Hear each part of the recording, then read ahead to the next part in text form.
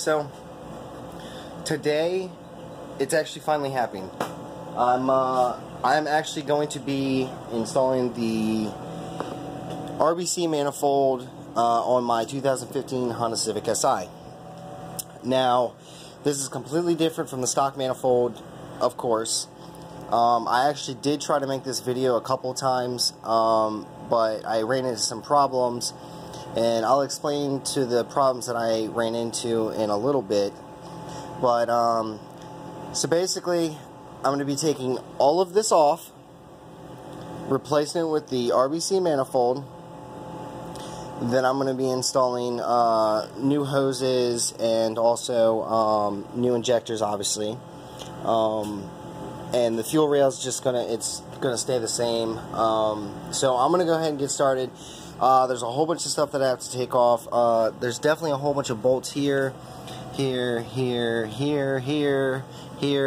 know there's a couple down there. The map sensor I actually have to take off. The throttle body spacer I actually have to take off. And the throttle body as well. So there is going to be some gas to leak out of the actual fuel rail, and also underneath, right under there, I don't know if you guys can see, but there is a coolant line. I'm not doing the coolant delete. My actual Puro kit comes with, basically I can use my you know, the same coolant line and all that kind of stuff, so nothing really is changing besides removing the stock manifold with the RBC manifold as well. And then I'm going to go ahead and actually tune the car, start the car, and take it for a spin. I'll try to get a video for you guys, but while I'm doing this, I'm actually helping a friend out. He's actually my neighbor, but he has a Veloster, and he's got some camber work that he has to do. He has to adjust it. Also, he's getting me to wrap his hood, or possibly his roof. So I'm pretty much just going to go back and forth, back and forth. He's going to help me, I'm going to help him, and we're just going to try to get this done as soon as possible. So, giving you guys a quick update on what exactly is going on right now. So basically, I have the fuel rail ready to come out.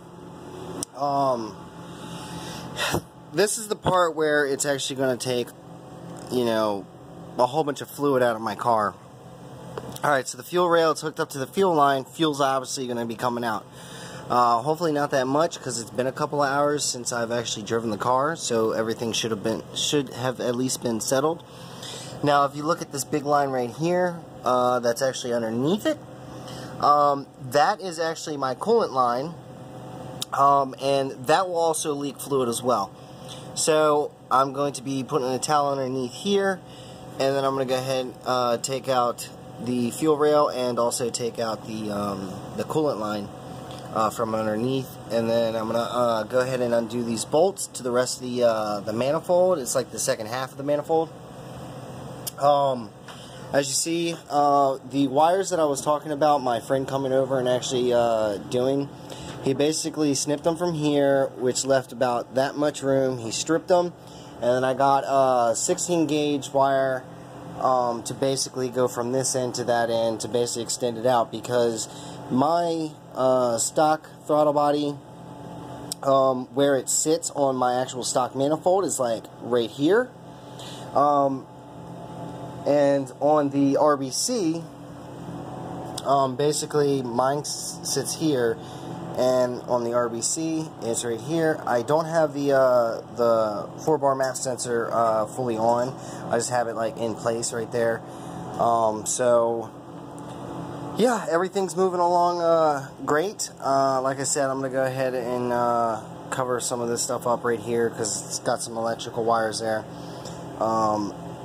And then I'm going to go ahead and pull everything off, pull the rest of that off, and then I'm going to go ahead and install the PRL adapter kit and the RBC. So I'll check back up with you guys in just a little bit, and yeah. Guys, so I finally have the RBC manifold installed on my car. I did come out with one issue installing it tonight. And it was basically this the stock intake. Since I'm running the stock intake box, it was the hose that goes from the actual stock box to the throttle body. It didn't extend out far enough. It actually went up to here, and I was like, great, now what am I going to do? So I basically just, me and my buddy went to AutoZone, and we actually grabbed this, like, this piping, cold air intake piping or whatever, the cheap, crappy plastic stuff. But it's enough to get by. I only need to use this for 2 days.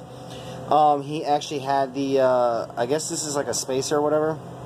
So he had this, and he helped me install that. Also, he helped me as doing the extension of the wire that goes to the throttle body right back here where the clip is. I showed you guys that. Now the issue when I told you guys that I was having, like, I tried to do this video a couple times is because I was running into issues. The first time I tried to install this, I tried to use my stock injectors. And the stock injectors do not fit on the stock RBC manifold holes. You would actually have to bore these out, basically make the holes bigger. So I decided to just go ahead and upgrade the injectors. I have 410cc injectors in the car right now. But the wires that it came with that are supposed to hook up to the injectors to the actual fuel rail like hose, I had two options. One, clip it in, or two, splice both the wires and put them together. I was not going to do that just in case I do decide to actually make the car stock again. But it basically came just like this, but this isn't the one that actually came with the injectors. The one that actually came with the injectors were for the 8th gen, and this part right here would actually not fit on the actual stock clip. So I had to go to PRL and buy this piece for all of them. It was decently priced, but do more research when you guys do the injectors, if you guys are going to do that and not bore the holes out at the machine shop. The machine shop actually wanted to charge me a lot of money just to do that, and I wasn't going to do that. Now there is another thing that you could go, instead of actually buying the wire clips or whatever, was also the K-Tune. K-Tune had it. It's like a injector hat, but from my understanding, from what I've seen on like pictures and like I guess how to install them, is I would need it for down here to hook up to the bottom part of the injector and go down there. But all the pictures and stuff that I've seen actually goes to the top one that goes actually into the fuel rail. So I came to that issue. I had to wait for the injectors, and then when I tried to install it, the wires wouldn't fit. So then I had to wait for the wires to come in. Once the wires came in, and then I was like, oh, okay, so now it's time. But I already cut the hoses, so I had to go and get new hoses, and it's just, yeah. So it's all in now. I do have the PRL adapter kit.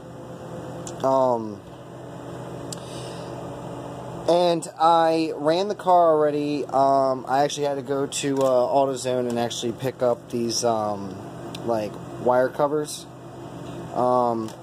basically to cover this up. Now in the next video that you guys are going to see, in the next couple days, the cold air intake is going to be showing up. So like I said, I only have to do this for 2 days. Also, what I did, my friend gave me this a while ago. I just haven't installed it. It's the Password JDM battery cover. It's carbon fiber, and I think with the teal it looks really good.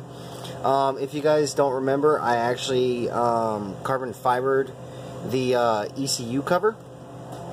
And yeah, so far so good. She's coming out nicely. I did put the base map on the car.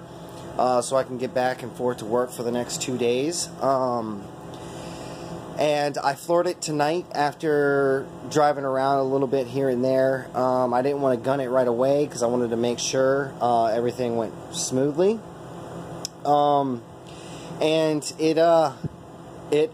it was perfect. It felt like it definitely had a nice little kick in the ass. Also, another thing that you guys want to know is when you do the RBC swap or a manifold swap or whatever, and you do have coolant leaking and gas leaking, the car will not start right away. I find it's best to actually give it a little bit of gas. Basically, don't try to start the car without putting a little bit of pedal into the gas, just a little bit. Then try to start the car, try to push that fluid basically through the fuel rail to actually shoot the injectors with the gas. You may have starting issues for a little bit. I noticed that after I shut the car off when I went to get the wire covers, the car didn't want to start right away. It was trying to, but it wouldn't crank fully all the way over. Also, another thing, the coolant. Make sure you have an extended funnel, and the reason why it's an extended funnel is basically because you want to be able to get the air bubbles out of the line, but at the same time you want to make sure that you have your Flash Pro hooked up and your laptop on. Go in there and check the engine coolant temps. Also, make sure that it doesn't go over 200. If it stays within 96 to 98, you're good. Also, for the bubbling, make sure that the bubbling stops. Keep your car running and make sure it stops. Also, another thing is check the back part of the exhaust and make sure that there's no weird colors coming out from the exhaust, or any kind of weird smoke, I should say, as well. But other than that, she's all good to go. I cannot wait until I put the quarter intake on there, but that's going to be another video. I hope you guys liked my recent videos. I didn't really come out with, like, I guess really good content. At least that's what I believe. It wasn't good enough. Again, I'm sorry that I didn't show you guys, like, basically how I actually installed this, or how I actually installed the exhaust, or even the downpipe as well. But for the most part, I did show you guys the basics. Alright, this bolt has to come out. You have to, you know, do this and that. I at least try to give you guys the basics, so when you do it yourselves, you guys would be okay. So that's where I'm going to end the video, guys. Thank you guys for watching. Remember to subscribe to my channel and keep living the dream, guys. I'll see you later.